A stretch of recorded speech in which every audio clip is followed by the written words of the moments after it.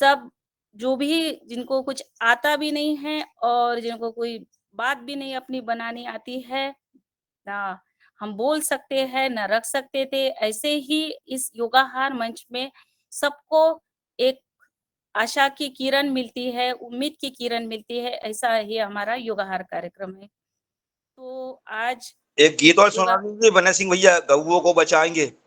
अच्छा गीत गाते हैं भाई साहब, गऊओं जी, को जी। बचाएंगे गीत बने जी, सिंह जी। भैया सुनाएंगे। जी, जी, जी। रूप सिंह भैया जी रूप बहुत सिंह सुंदर। भैया, आपका गला लग रहा है क्या बात? शायद बने सिंह जी गए हैं भैया जी, लेफ्ट हो गए हैं, आवाज नहीं आ रही है उनकी। और क्या है, उन्होंने आज जो मुख्य वक्ता भी उन्होंने ये दिए हैं कि जो आज हमारे मुख्य वक्ता जुड़ जाएंगे अभी 5 मिनट में, उनको फोन करने के लिए गए हैं। आज रघुनाथ जी आर्य, तहसील बड़ौदा, जिला आगर मालवासी है। आज वो युवाओं को व्यसन से कैसे दूर किया जाए, इन पर मार्गदर्शन देने के लिए हमारे इस योगार मंच पर आ रहे हैं। तो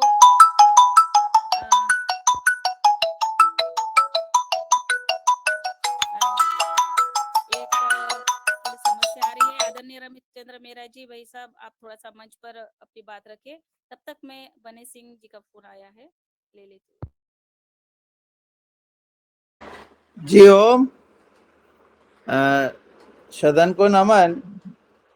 आज की हमारी योग कक्षा तो बहुत सुंदर रही है और आज हम कठिन से सरल की ओर बढ़े हैं। सबसे पहले उन्होंने शीर्षासन करा दिया और शीर्षासन के बाद जो है फिर धीरे धीरे वो सरलता की ओर आए हैं। तो इस तरह से आज जो है बने सिंह जी ने वो अद्भुत ही कठिन कठिन आसन करवा करके हम लोगों को और प्रोत्साहित किया है। शायद हमारे मुख्य अतिथि महोदय अभी उपस्थित नहीं हो पाए हैं, तो मैं आदरणीय शरद भैया को ही आमंत्रित करता हूं कि वो आएं और कुछ नई चीजें जो है वो हमको समझाएं, बताएं। जी वो आदरणीय शरद भैया। जी ओम।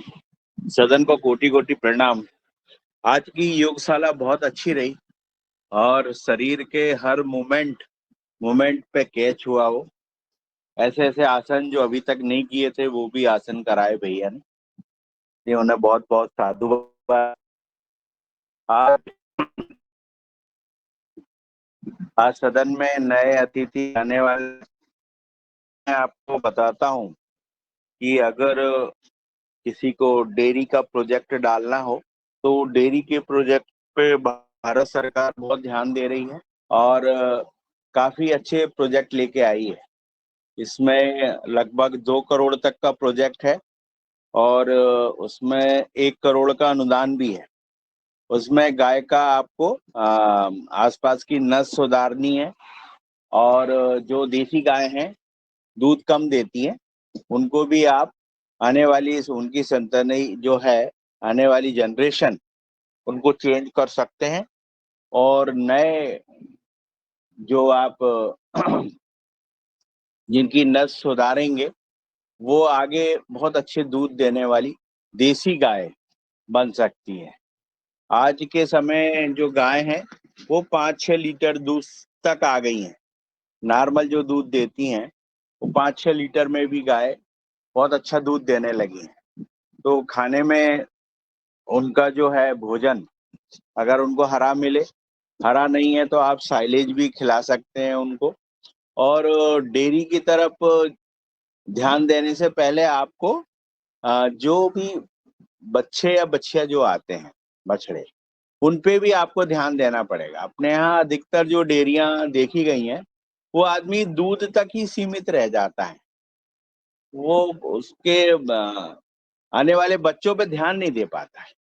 जो 2.5-3 साल में जो बछड़ा तैयार हो जाना चाहिए और जो आपको दूध देना चाहिए उस तरफ ध्यान नहीं रहता।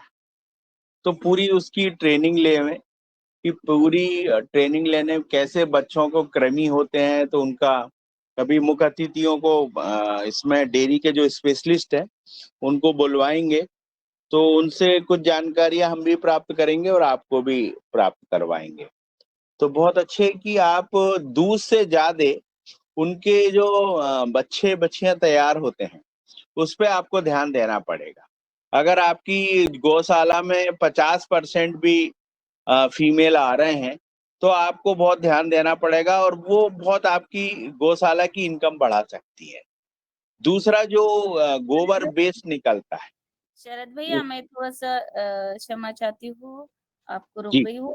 और ये हमारे आज के हमारे मुख्य वक्ता रघुनाथ जी आर्य जी जुड़ गए हैं। जी जी जी, स्वागत है मैडम जी। प्रणाम। जी। अगर आदरणीय बने सिंह भैया जुड़ गए हैं तो उनको सादर आमंत्रित करें हमारे इस योगार मंच पर। आदरणीय रघुनाथ जी, आप तक आवाज आ रही है? हाँ, वो शायद स्क्रीन शेयर कर रहे हैं अभी, वो स्क्रीन शेयर करता बंद करें उनको। और हाँ, बने सिंह भैया रघुनाथ जी, उनको आपका वीडियो चालू करिए, आप वीडियो ऑन करिए आपका, या फिर आपके पास कोई बालक हो तो उनको बुला करके आपका वीडियो ऑन करिए। उसमें 4 ऑप्शन है, वीडियो है, ऑडियो है, और अभी उसकी स्क्रीन शेयर आ रही थी अभी तो। सबसे पहले माइक खोलिए। आदरणीय रघुनाथ भैया जी, आपका माइक खोलिए। तीसरी बटन जो है आपकी, वो माइक की है। कैप्सूल आवाज आ टाइप रही की है? करिए आप।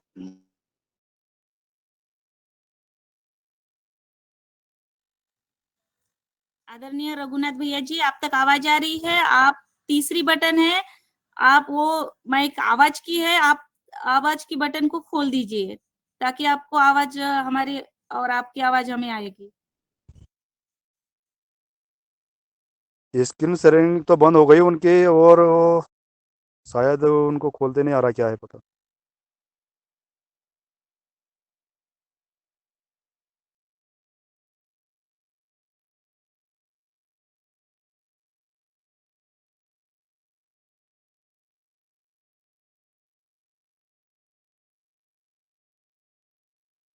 आप अपना कैमरा खोलिए, हम समझा देंगे आपको। पहले कैमरा खोलिए। हाँ, खोल गया कैमरा। हाँ, बस बस इसके कैमरे के साइड में है ना वो बटन है एक, और वो उसको टच करिए आप, जो आवाज आने लगेगी। ये कैप्सूल टाइप की। हाँ, कैप्सूल टाइप का है ये।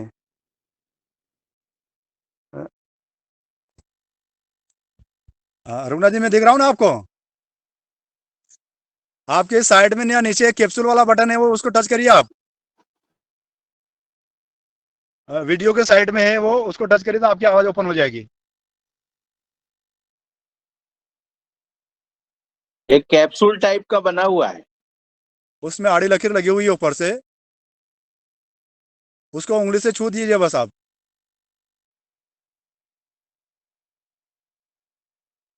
नहीं, अभी आपकी आवाज नहीं आएगी जब तक आप चालू नहीं करेंगे।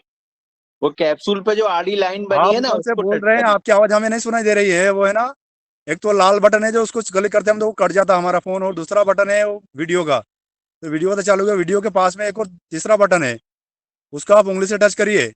ऐसे उंगली से उसको टच करिए आप, आपकी आवाज आने लगेगी।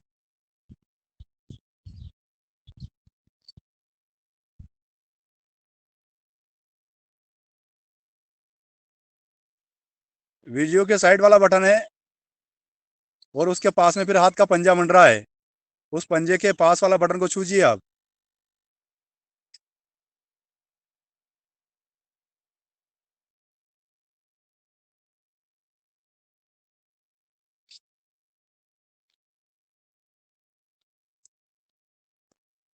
ये कैप्सूल वाला कैप्सूल। हाँ हाँ, खुल गया, ओपन हो गया। हाँ, हो गया, हो गया। हाँ, हो गया। हाँ, बोलिए नमस्ते आप। जी सभी नमस्ते। को। सादर नमस्ते सादर जी। नमस्ते ये सभी को, श्रोताओं को जो इस पे जुड़े हुए हैं। नमस्कार नमस्कार। ठीक जी। हाँ जी, बोलिए। मुझे काय पे बोलना है? हेलो। नशा मुक्ति अभियान पे बोलना है। आज के युवाओं को नशा मुक्ति से कैसे दूर किया जाए। जी हाँ। चलो और ठीक है। रंजना दीदी आमंत्रित कर लें इनको। आमंत्रित कर दीजिए पहले बने सिंह भाई जी साहब। जी, जी आप जी। आमंत्रित कर दीजिए। हमारे रघुनाथ जी जो है ये मध्य प्रदेश के जिला आगरमालवा और बड़ो तहसील ग्राम आंबादेव से हैं। और रघुनाथ जी में और जीवन आर्य जो है करजू से है वो। जो गुरु स्वामी रामदेव जी की गाड़ी चलाते थे पहले, और आचार्य बालकृष्ण के साथ में कमांडो भी है। हम सभी एक गुरु के शिष्य हैं। हमारा गुरु का जो हमने आज वीडियो अमृत कृषि विज्ञान ग्रुप में शेयर भी किया है। और रघुनाथ जी हैं, ये हमारे क्षेत्र के, तो हम इनको राम ही समझते हैं, हमारे बड़े भ्राता राम हैं। इनको 35 से 40 वर्ष हो गए सामाजिक सेवा कार्य में, युवाओं को नशा मुक्ति से हटा करके एक आध्यात्मिक ज्ञान चरित्रवान बनाना इनका कार्य है। और पिछले 40 वर्षों से लगातार सामाजिक सेवा में सेवा दे रहे हैं। छोटे से बड़े से कार्य से लेकर के जहाँ पे भी हम बुलाते हैं वहाँ तुरंत पहुँच जाते हैं और समाज के युवाओं को जागरूक करते हैं, वेदों का प्रचार करते हैं, यज्ञ करवाते, यज्ञ के बड़े विद्वान हैं और आयुर्वेद के बहुत सारी बीमारियों पर और शस्त्र चलाने में निपुण हैं। हमारे क्षेत्र में नेता हैं भ्रष्टाचारी बेईमानी लोग, इनके नाम से कांपते हैं। अरे हमारे वाले रघुनाथ जी आए क्या, तो भ्रष्टाचारी बेईमानी हमको चेहरा दिखाने तक नहीं आते सामने। इतना इनका वर्चस्व है हमारे क्षेत्र में और हमें हर पल इनकी प्रेरणा मिलती रहती है। ऐसे मुक्त ओजस्वी तेजस्वी वक्ता हमारे रघुनाथ जी आ रहे हैं। इस मंच पर आमंत्रित हैं आप और आपका स्वागत है। आइए और सब युवाओं को प्रेरित करके मार्गदर्शन दीजिए। जी ठीक है, नमस्ते जी।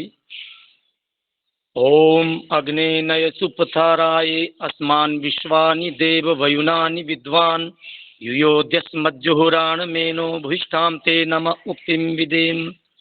हे परमपिता परमात्मा सभी को सद्बुद्धि दे, सद्ज्ञान दे, सद्विचार दे और शांति प्रदान करे।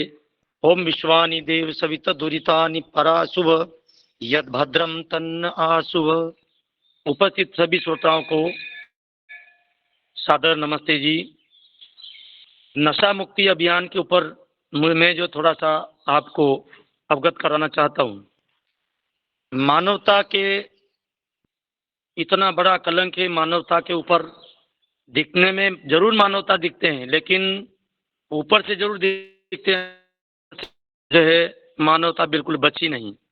फिर भी कोशिश करते हैं कि मानवता का जो है, मनुष्य जन्म से मनुष्य नहीं होता है, कर्म से मनुष्य होता है। जन्मा ना जाए थे शुद्ध संस्कार दीजिए उच्चते। जन्म से तो सभी जो है शुद्र जन्मते हैं, लेकिन जब संस्कार दिया जाता है तो वही मनुष्य बनता है। तो मनुष्य बनने के लिए 16 संस्कार की जरूरत पड़ती है। हर व्यक्ति को गर्भाधान संस्कार से लेकर के अंत्येष्टि संस्कार तक 16 संस्कार होते हैं। उसमें जो है आज की मेन बात ये पर अपन आते हैं, आज की युवा पीढ़ी कैसे बिगड़ रही है और बिगड़ रही है। उनका सबसे पहले तो गाय माता का दूध से यदि उनका शुक्राणु तैयार होता है, वह इंसान बिगड़ता नहीं, पर फिर भी यदि गलत संगति जब मिल जाती है तो जरूर बिगड़ता है। आजकल संगति बिल्कुल नहीं बची है, क्योंकि यदि विद्यालय में देखा जाए तो बिल्कुल गुरुकुल नाम से बिल्कुल खत्म हो गया। गुरु का मतलब है गुरु के कुल में। जब विद्या पढ़ने के लिए जाते हैं लोग युवा, तो वहां जाकर के उनको गुरु के सानिध्य में, गुरु जो है अपने कुल के जैसे अपने कुल में परिवार को संभाल कर कैसे उनको संभालते हैं, कैसे परिवार बिगड़ने नहीं देते हैं। जो मुखिया होता है वही बिगड़ने देता है। गुरुकुल पर शास्त्र विद्या और यूं देखो तो कहीं दिन तक पढ़ते हैं, पर उनको याद नहीं होता। आजकल ऐसा दूध मिल रहा है, गाय का दूध पी नहीं रहा है, इसलिए युवा बिगड़ रहा है। कंपनी बहुत प्रचार करती है कई प्रकार से। ये जो आज जो देखें अपन ये जो अपनी प्रचार करने के लिए लड़कियों को प्रचार करने के लिए कई करोड़ों रुपया देती है कंपनी, इसीलिए कि वो अधिक से अधिक प्रचार हो। जैसे कोल्ड ड्रिंक है, जैसे पाउच है, ये बीड़ी है, सिगरेट है, गांजा है, भंग है। इसी में कहने का मतलब यह है कि एक कंपनी गाड़ी यदि देती है तो उस कंपनी जब गाड़ी देती है तो उसके साथ में एक बुक इसी प्रकार से देती है कि इसका रखरखाव कैसे हो, कितने किलोमीटर पर इसका जो है सर्विसिंग कराना पड़ेगा, कितने किलोमीटर पर इसका टायर बदला जाएगा, कितने किलोमीटर जाने के बाद में इसका ऑयल बदला जाएगा, गाड़ी को कहाँ रखना चाहिए, समतल जगह पर रखना चाहिए, या कैसी जगह पर रखना चाहिए, सारी सावधानी बुक के माध्यम से कंपनी देती है। इसी प्रकार से परमपिता परमात्मा ने ईश्वर की वाणी के रूप में अपने को वेद दिया है। अगर वेद से जुड़े हैं तो जीवन अपना सफल जरूर बन जाता है, पर उसके साथ में ना तो कोई आजकल बच्चे हैं, पढ़ने तो बहुत सारे बच्चे हैं, पर उनकी मानते नहीं है। लोग क्या है, पहले जानते हैं और फिर मानते हैं। इंसान तो पहले जानते और फिर मानते हैं, पर आजकल क्या, पहले मान लेते फिर बाद में जानते हैं, अरे हो ये तो बहुत बुरा हुआ है। भाई क्यों हुआ बुरा? एक व्यक्ति जैसे लाइट का पोल है, उसके ऊपर लिखा हुआ रहता है एक इंसान की जो है केवल सिर मुंडी, और उसके नीचे क्रॉस का निशान देते हैं, उसके ऊपर लिखा हुआ आता है खतरा। यदि अनपढ़ लोग चढ़ करके उसके ऊपर चढ़ करके यदि मर जाए लाइट का पोल के ऊपर, तो वो क्योंकि अनपढ़ खतरा जानता नहीं कि खतरा है क्या चीज है। और यदि उसके ऊपर चढ़ करके मरता है, यदि पढ़ा लिखा एमए किया हुआ, तो फिर दोष पढ़ाने वाले का नहीं, उस पढ़ने वाले का है कि उसके ऊपर लिखा हुआ है, फिर भी चढ़ करके वो मरता है तो उसी का दोष है। इसी प्रकार से जैसे विमल गुटखा खाते हैं, लोग खा करके थूक देते हैं। जब भोजन करके थूकते हैं तो उसमें पाचन क्रिया इतनी जबरदस्त है कि लोगों को पचाने का परमात्मा ने अपने जिह्वा के पास में ही लार निकलती है, उसको पचाने का काम करती है, ना कि कोई वो यूं ही लार दी, वो ईश्वर ने दी है। अब उसको खा, जब विमल गुटखा खा करके उसको थूक देते हैं, तो जो विमल गुटखा खाने वाले के शरीर के ऊपर रौनक भी नहीं रहता है, और उसका चेहरा भी उदास उदास जैसा रहता है। 10 रुपये का नहीं मालूम कितने रुपए का आता होगा, मैंने तो आज तक छुआ भी नहीं। मुझे तो चाय का मालूम नहीं कि चाय भी कैसी लगती है, पर फिर भी यदि उसकी कीमत देखा जाए तो कहते हैं लोग 5 रुपए का, 10 रुपए का, 20 रुपए का पाउच आता है। 1 रुपये का यदि अपन बचत की तरफ जाए तो 1 रुपये का यदि उसका हिसाब लगाया जाए तो 1 रुपये मूलधन का 75 वर्ष में 3 करोड़ 35 लाख ऊपर कुछ राशि बनती है। पर उनको ये गणित है, पर जब आदत बुरी लग जाती है तो उसको कैसे छोड़ा जाता है। अपन 100 ग्राम सौंफ ले लें, विमल गुटखा को छोड़ना है तो 100 ग्राम सौंफ ले लें, उसमें 10 ग्राम सेंधा नमक बगल में बारीक करके रख लें, और 2 नींबू धीमी आंच पर सेकते जाएं। हल्की सी लाल होने के बाद में, नीचे उतारने के बाद में उस 10 ग्राम नमक से उसको मिला ले, ताकि वो नमकीन के रूप में हो जाएगा। अपने को जैसे याद आई करके खा ले और उसको अंदर ही उतार ले, ताकि पाचन तंत्र भी बहुत अच्छा बन जाएगा। और आपका चेहरा पर अपने आप पता चल, 45 दिन तक छोड़ करके देखे तो सही कम से कम। अब ये सवाल रहा यहाँ, पट्टू पंडित नेता विजेता बनो, चाहे शासकीय अधिकारी बनो, सरपंच चाहे पटवारी बनो, चाहे योगी यति मठधारी बनो, सिद्ध प्रसिद्ध प्रकाश बनो, चाहे नागर या ब्रह्मचारी बनो, पर ध्यान रहे सबसे पहले मानवता की पुजारी बनो। लोग दूसरे के बच्चों को तो ये समझते हैं कि ये तो अपना बच्चा है ही नहीं, पर ये मानवता यदि सबके अंदर आती है, हर इंसान को वासुदेव कुटुंबकम की भावना लेकर के यदि चलते हैं, तो आज भी स्वर्ग जो है, स्वर्ग कोई ऊपर नहीं है। लोग कहते हैं स्वर्ग ऊपर है, यहीं जिस घर में परिवार में शांति समृद्धि, जहाँ पर दैनिक, मेरे घर पे दैनिक यज्ञ होता है, बस अब यज्ञ की तैयारी हो रही है। तो यज्ञ क्यों करते लोग? अगर आप 2 दिन तक यदि भोजन नहीं करेंगे तो आप मरेंगे नहीं। हाँ, लूज जरूर पड़ जाएंगे पर मरेंगे नहीं। यदि आप 15 से 20-24 घंटा तक यदि पानी नहीं पिएंगे तो आप लोग लूज पड़ जाएंगे पर मरेंगे नहीं। पर 2 मिनट ही यदि सांस नहीं लेंगे तो इंसान खत्म हो जाएगा। तो इस सांस को, इस हवा को, ये जो कार्बन डाइऑक्साइड को खत्म करने के लिए आप वृक्ष लगाएं। अपने जीवन में, जीवन का जन्मदिन आप मनाते हैं तो वृक्ष लगा कर मनाते रहें, और कई गौशाला में करके को गुड़ खिलाएं, या गरीब लोगों गरीब तो गरीबी आते हैं, गरीबी लाते नहीं, बहुत सारे कहते हैं कि गरीबी आते हैं, गरीबी लाते नहीं, पर मैं मानता हूँ गरीबी आती नहीं, गरीबी को लाई जाती है। क्योंकि जो गरीब होगा, प्रभु का प्यार जिसके करीब होता है, बस समझो वही खुशनसीब होता है। जिसके पास नहीं यह दौलत, वही सबसे गरीब होता है। गरीब को देखा हमने कई लोगों को, देर से उठेगा, स्नान नहीं करेगा, दंतुन नहीं करेगा, और कपड़ा भले ही फटा हो पर उसको साफ नहीं रखेगा। तो कोई एक प्रकार से गरीबी नहीं आती है, गरीबी को लाते हैं। छोटी छोटी बात पर अपन एक एक रुपये का बचत करें। आज की बचत कल की सुरक्षा। लोग भले ही यूं पास में बैठो, पर अंदर से देखा जाए, मैंने देखा झांक करके, कोई लोग आज देख लो कई शादी करते हैं, डीजे बजते हैं, उसमें भी शराब पी करके। ये जो निकासी है ये बहुत ही घातक है। युवा पीढ़ी इसमें शराब पी करके नाचती है, और नाचने में कौन सा संस्कार है? डीजा बज रहा है, दूल्हे की माँ नाच रही है, दूल्हे की बुआ नाच रही है, दूल्हे की मासी नाच रही है, दूल्हे की बहन नाच रही है, और गीत कौन सा? आज मेरे यार की शादी है।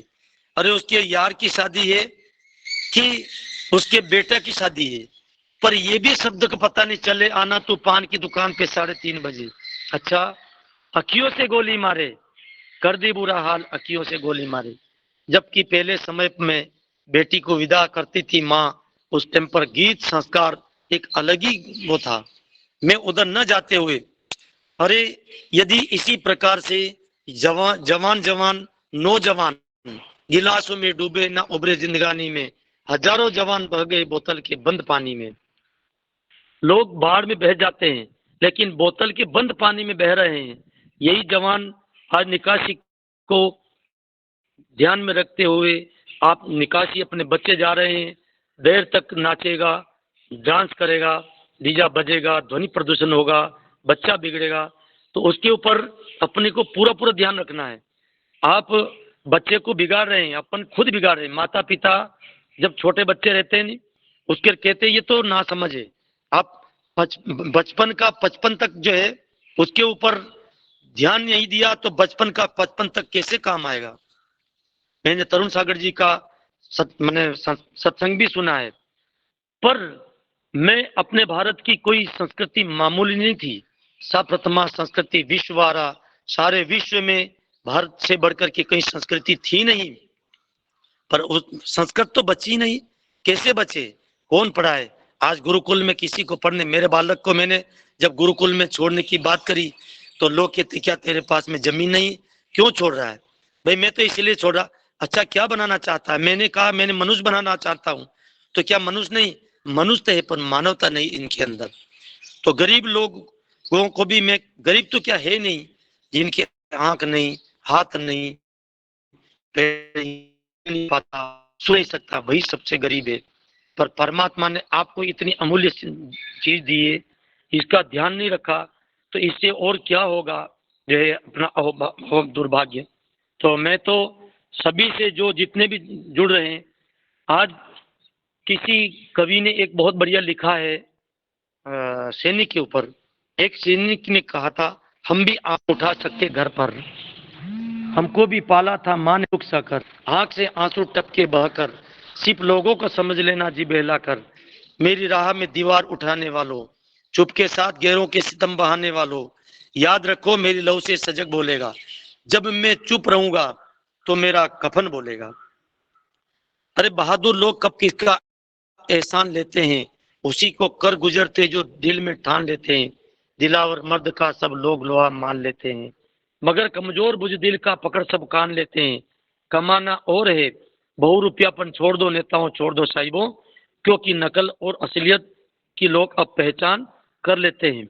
मेन बात यह है कि जब तक गाय की तरफ नहीं जाएगा देश, गाय बची तो मरता कौन, और गाय मरी तो बचता कौन। दुनिया में कुछ भी कर लो, गाय यदि बच गई है तो समझ लो भारत तो ठीक, विश्व बच सकता है। और यदि गाय नहीं बची तो भले ही देख लो, आज देखो देश विदेश कितने कितने दिन तक लड़ाई चल रही है, फिर भी नहीं जो है थमने का नाम ले रही। क्यों? कितनी जो है उसमें जो है मनुष्य इंसान मरते हैं, कितने लोग मरते हैं, उसमें अच्छे भी लोग भी मारे जाते हैं। तो कहने का मतलब ये है कि अपनी युवा पीढ़ी को बचाना है तो सबसे पहले गुरुकुल में, आर्यदल के शिविर में। देखो यूं तो बहुत सारे मजहब हैं और धर्म एक है। बहुत सारे मजहब में कहा है, कोई कहता है बीबी से प्यार करे, कोई कहता है पड़ोसी से प्यार करे। वेद के सर्वे बंधु सुखी सर्वे भद्राणि पश्यन्तु मां भाग, हे नाथ सब सुखी हो, कोई न हो दुखारी, सब हो निरोग भगवन धन धान्य के भंडारी। हम तो रोजाना प्रार्थना करते हैं, आ ब्राह्मण हो ब्रह्म वर्चसी, मेरा देश का ब्राह्मण ऐसा हो। आ ब्राह्मण हो ब्रह्म वर्चसी जाय थाम, आ राष्ट्र राजन्य सुर ईश्व्योति व्याधि महारथो जाय थाम। दोग दी देनु ओढ़ा नडवाना सुसप्ति पुरन दिरोसा, जिसनु रथेटा सभी हो, युवायस यजमानस शिविरो जाय थाम।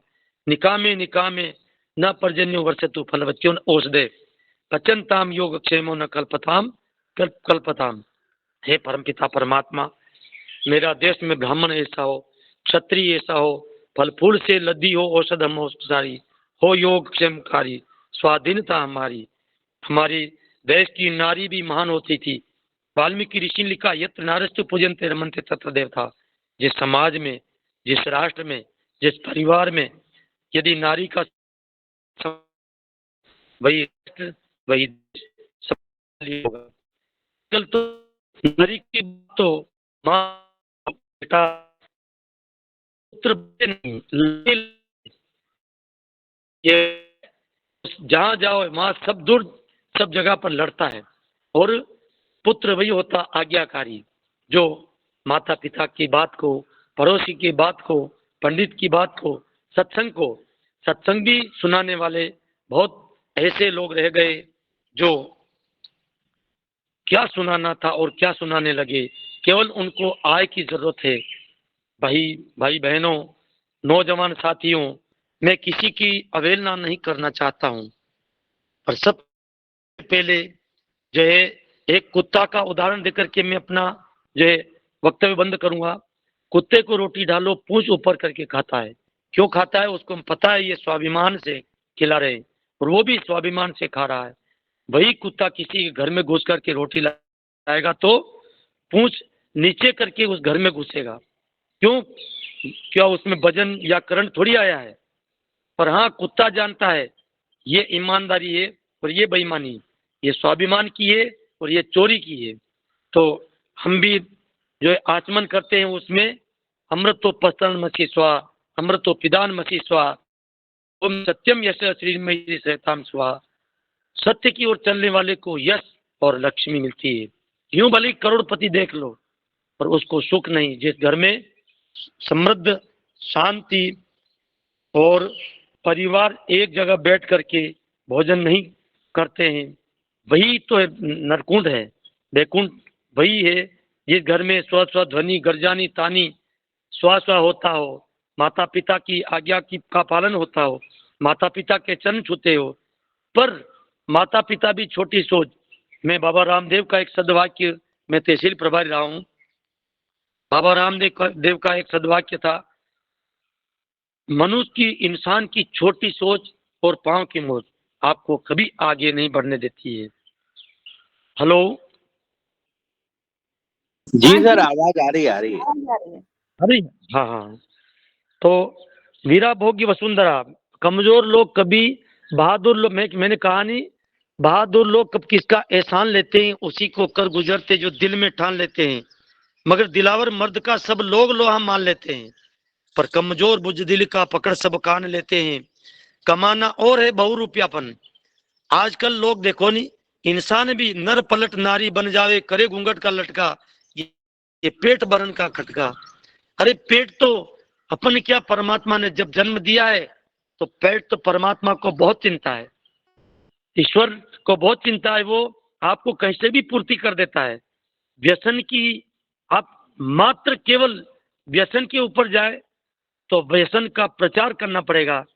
एक बीड़ी पीने वाले, यदि जवान लोग बीड़ी पीता है और उसके हाथ में छोटा बच्चा है जो बच्चे से लोग प्यार करते वो बच्चे को खिलाते भी है खिलौना के रूप में और बीड़ी भी पीते हैं।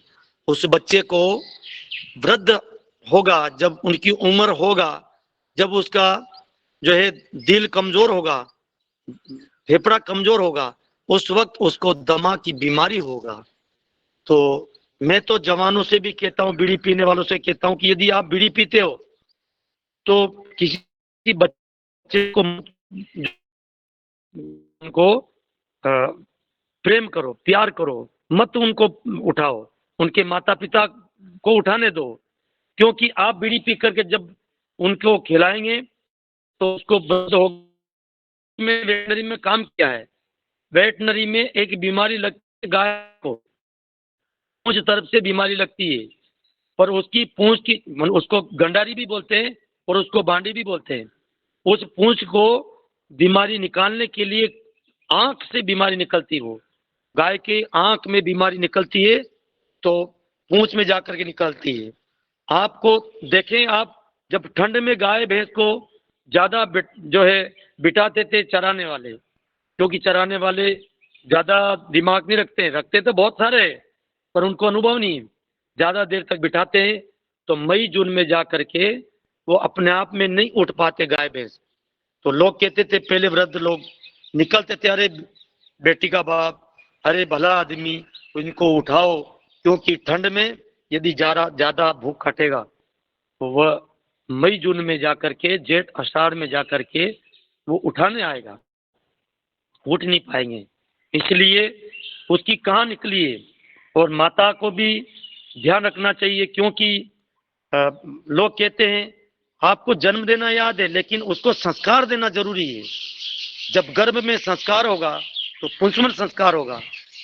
दोनों पति पत्नी यज्ञ पर बैठ करके जो है परमात्मा से प्रार्थना करते हैं, हे परम पिता परमात्मा, मुझे ऐसी आत्मा भेज हमारे घर पर, हमारे परिवार पर, परिवार का, पड़ोसी का, गांव का, उस क्षेत्र का, उस संभाग का, उस राष्ट्र का भला करे। अब देखा मैंने, मेरा एक जो है एक ही जो है नाती है, भानेज का बालक, वो भी कश्मीर में है। तब कहने लगा, नाना जी क्यों सेना में जाना अच्छा है। मैंने कहा बेटा इससे बढ़कर के कोई सेवा ही नहीं है। आज कश्मीर में है, पहले नेपाल की बॉर्डर पर था, अब कश्मीर में है।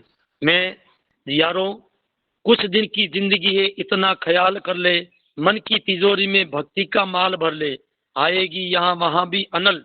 ये अनल जी की है, मेरी नहीं है।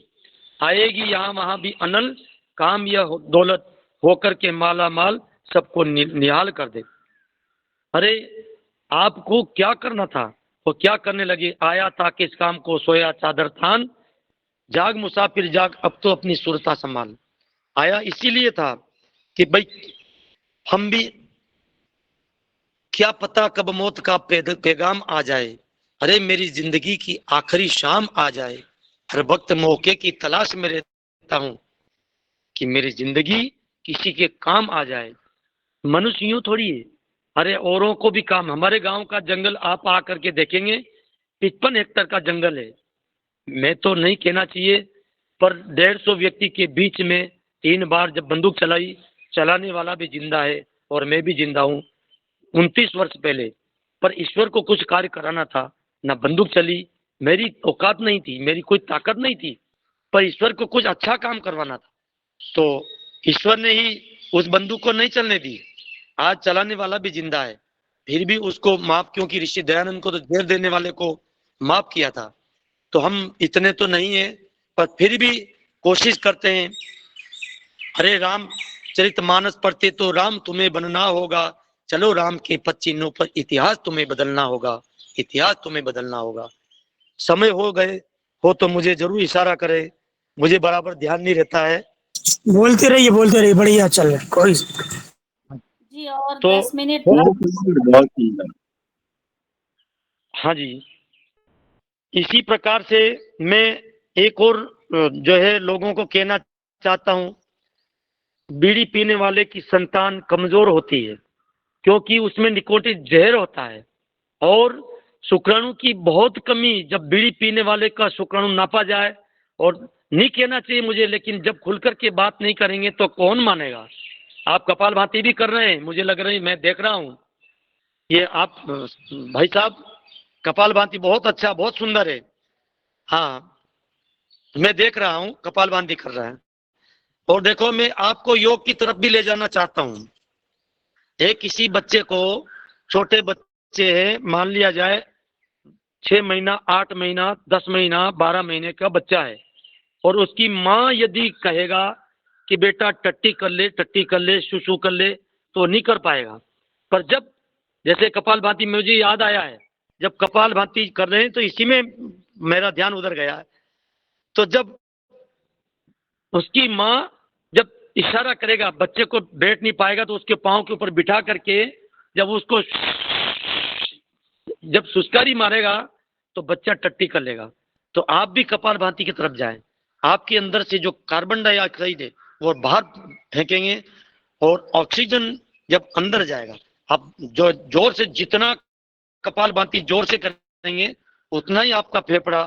अभी मैं एक पास में गया था तो वहां पर उसके जो है अभी अटैक की बीमारी थी, तो उनके 3 पारा जो वो मशीन थी, कि ये पारा जब खींच लेंगे तब ठीक हो जाएगा।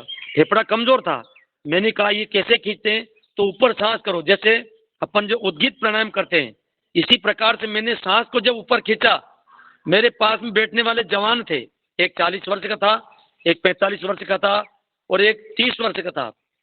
2 बार 3 बार खींचा, उनने नहीं खींच पाया।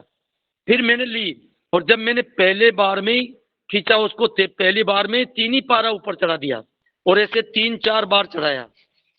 कहने का मतलब ये, बीड़ी पीने वाले का फेफड़ा भी खत्म होता है, खराब होता है। और सांस, जैसे अभी कोरोना की बीमारी आई थी, वो काय पर बैठ करके आई थी, वो भी हवा के माध्यम से आई थी, कार्बन के रूप में। तो लोगों ने उस वक्त आशा करी पीपल का पेड़ मिल जाए तो बहुत अच्छा है। नहीं, पीपल का पेड़ नहीं मिलेगा, और छोटा पेड़ है, वो ऑक्सीजन देने के लायक नहीं है। पीपल आप पहले लगाएं, और बड़ा होने के बाद में जब उनके पास में रहेंगे तो आपको ऑक्सीजन मिलेगा। तो बीड़ी पीने वाला खुद ही मरता है, औरों को भी मारता है।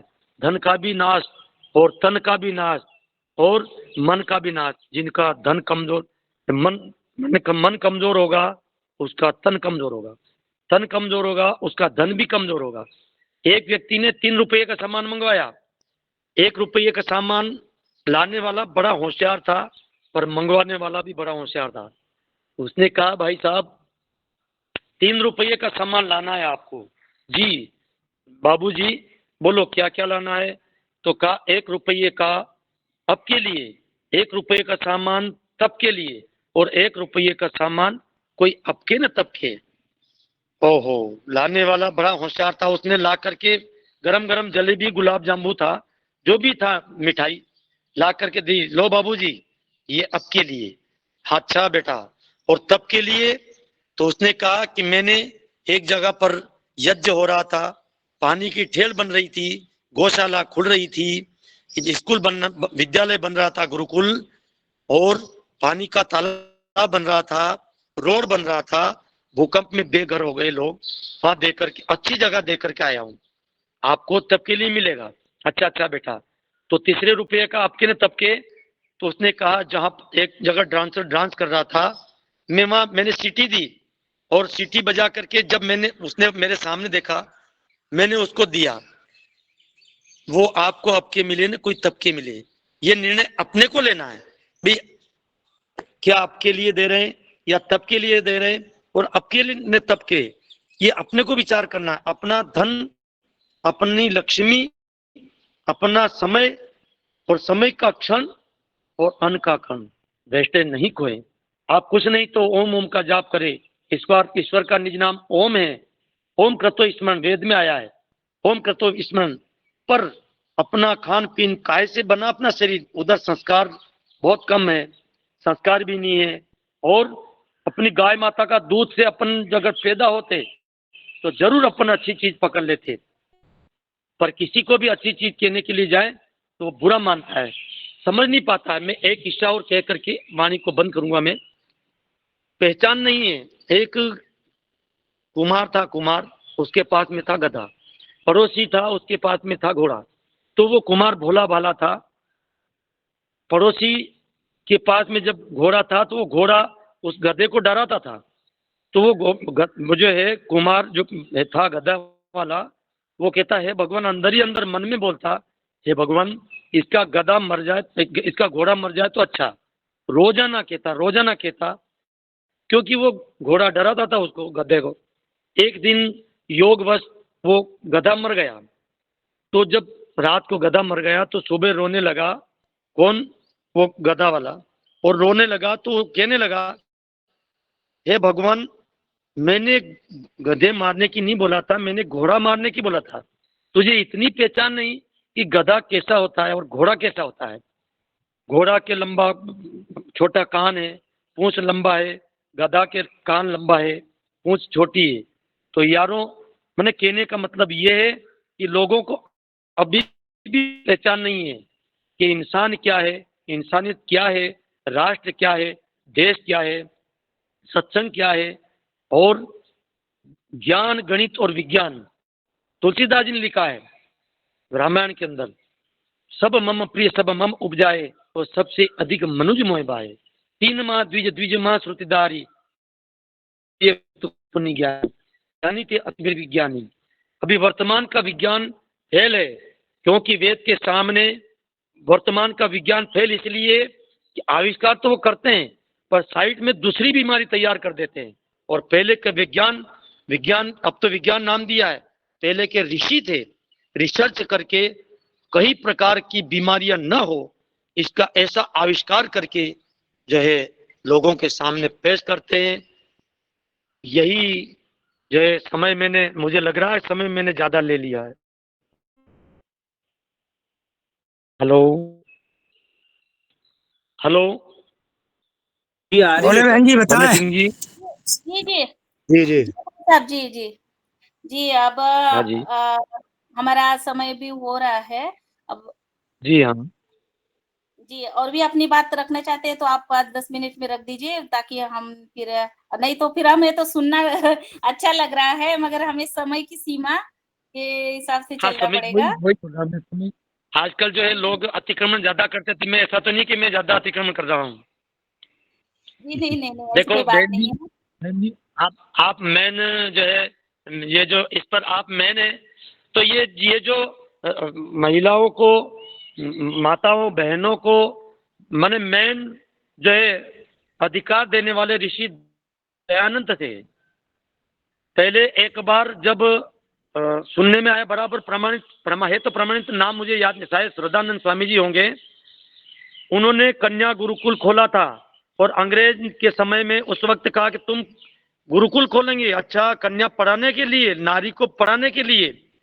तो उन्होंने उनको मारने लगे तो उनका एक ही शब्द था, यदि मुझे जिंदा छोड़ देंगे तो मैं कहीं ये गुरुकुल, कन्या गुरुकुल खोलूंगा। हमारे पास में मोहन बड़ोदिया में गुरुकुल कन्या विद्यालय खुले हैं और अभी मध्य प्रदेश में पहला ही गुरुकुल है।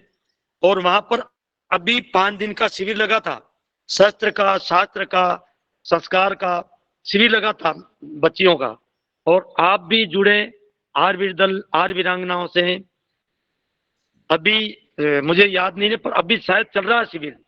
तो महिलाओं का हो, बच्चों को, नारी को सम्मान देने में ऋषि दयानंद का, पहले तो देखो, पहले तो गार्गी भारती जो है हमारे देश की नारी, माने एक गीत है, हमारे देश की महिमा बड़ी सुहानी है, सबसे पुरानी, सबसे निराली है।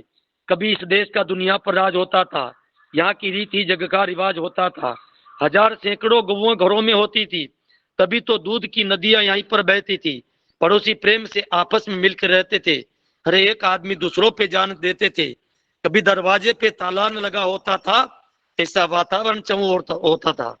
हमारे देश की महिमा बड़ी सुहानी है, सबसे पुरानी है, सबसे निराली है। तो कहने का मतलब यह है कि मैं ज्यादा समय ना लेते हुए, आपने जो है, मैं इसके योग्य नहीं हूं हकीकत में, क्योंकि त्यागी, तपस्वी, गुणवान, विद्वान, चरित्रवान, धनवान, बलवान, मैं तो यूं मान के चलो कि ऋषि दयानंद के सामने तो एक बाल के बराबर भी नहीं हूं। क्योंकि उन्होंने तो इतना त्याग, इतना तपस्वी, इतना गुणवान थे, इतना धनवान थे, इतना चरित्रवान थे।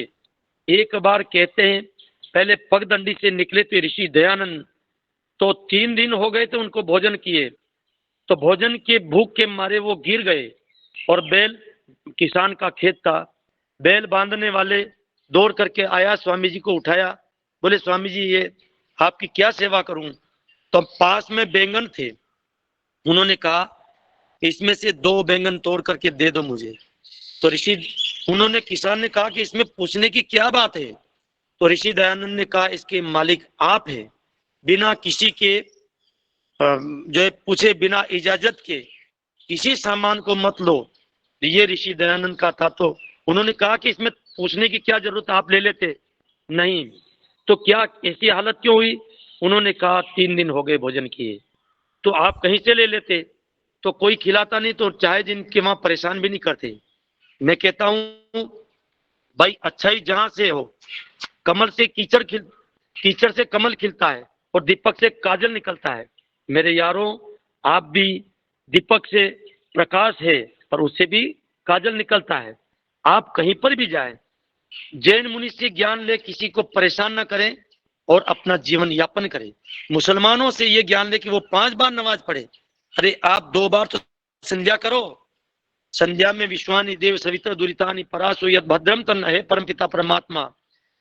ये सारे दुर्गुण है, सारे विश्व के स्वामी, दुर्गुण को दूर भगाएं और हमारे देश को समृद्ध। वैसे तो देखो, यदि नेता बिगड़े, पहले नेता बिगड़ते थे, पहले जैसी राजा वैसी प्रजा, अब जैसी प्रजा वैसा राजा। अगर प्रजा अच्छी होगी तो ऐसे अच्छे राजा को चुनेगा।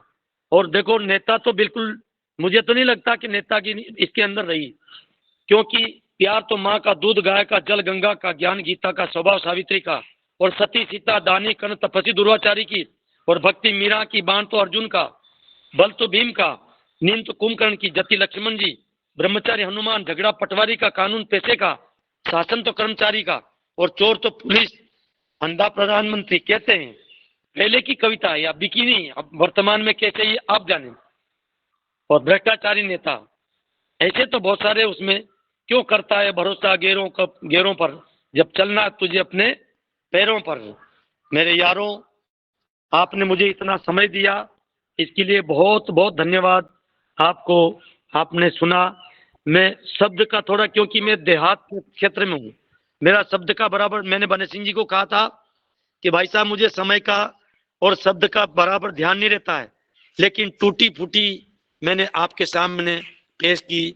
फिर भी किसी को बुरा लगा हो शब्द के कारण से, मेरे विचार के कारण से, तो मैं क्षमा में बड़ों का चरण छू करके छोटा का भी छू लूं यदि गलती कही हो तो। और सभी को नमस्ते जी, जय हिंद, जय भारत। बने सिंह जी, आपको भी नमस्ते जी। जी बहुत बहुत धन्यवाद। और बहुत ही आज आपने व्यसन मुक्ति पर और भी हमारे सभी विषयों पर आज आपने हमें इस योगाहार मंच पर आके मार्गदर्शन दिया, और बहुत ही प्रेरणादायक आपका ये जो आज का सत्र हमें बहुत अच्छा लगा। और आदरणीय बनेश सिंह भैया जी का मैं बहुत बहुत धन्यवाद देती हूँ कि जिन्होंने आपको आमंत्रित किया, और ये हमें कुछ जब हमारे जैसे कान पर पड़े, क्योंकि आप जैसे महान व्यक्तियों का अगर हमें ऐसे कुछ मार्गदर्शन मिले तो सच में युवाओं में और भी परिवर्तन बिल्कुल आ जाएगा, निश्चित ही। दीदी मैं महान नहीं हूँ, मेरी माताजी और पिताजी का आशीर्वाद है मेरे सिर पर, आशीर्वाद उनने दिया, उसी का आधार है। मेरा तो कुछ नहीं, बिल्कुल बिल्कुल नहीं है हकीकत में। जी जी जी, हाँ, माता पिताजी का ही आशीर्वाद है हमें। और इनके जी, मैं आगे आदरणीय हमारे रमेश चंद्र मेरा जी भाई साहब ने हैंड राइज किया है, वो आपसे कुछ कहना चाहते हैं, तो मैं सादर निवेदन करती हूँ आदरणीय रमेश चंद्र।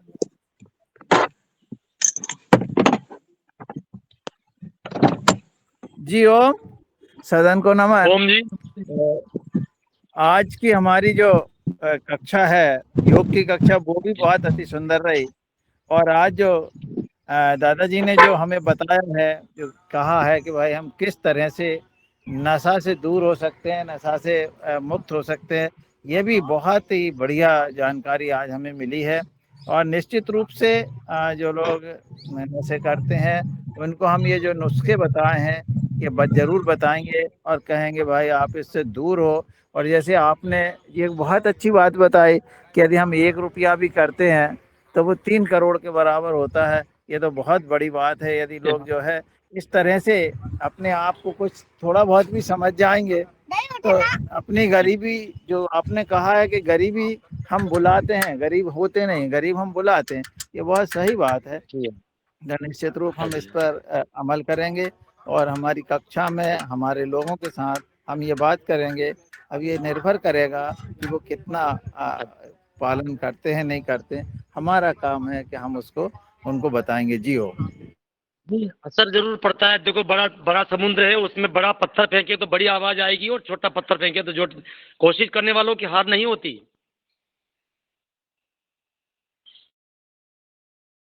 जी, हेलो? जी, जी। जी, जी हाँ हाँ, जी, जी, आप जी, धन्यवाद। हाँ जी, जी, ठीक है, धन्यवाद। और धन्यवाद आपको।